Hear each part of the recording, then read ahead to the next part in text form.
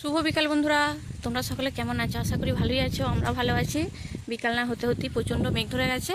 মেঘ ধরে একদম পুরো চারিদিক অন্ধকারের মতন হয়ে গেছে, কালো হয়ে গেছে। আমরা তিনজনে ফাঁকে বেড়াতে বেরিয়ে পড়েছি। এই যে আমার বেটু সোনা। আর ওয়েদারটা দেখো, পুরো যেন মনে হচ্ছে অন্ধকার অন্ধকার, ঝড়ও দিচ্ছে, ভালো রকম ঝড় দিচ্ছে।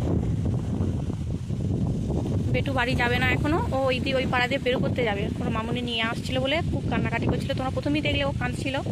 ওই যে গুটগুট করে চলে যাচ্ছে ও আবার আনতে। দেখো কি করে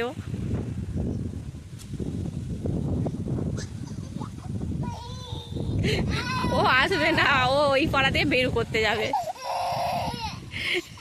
কামটা আছে নাকি শোনামা? যেতে নেই, জল নেমে গেলে জল নেমে যাবে। দেখো ওকে নিয়ে এসে রাখলো, আবার যাচ্ছে। ওখানে অনেকগুলো ওর বয়সী বাচ্চা আছে, ওর থেকে একটু বড়, তাদের সাথে খেলা করে।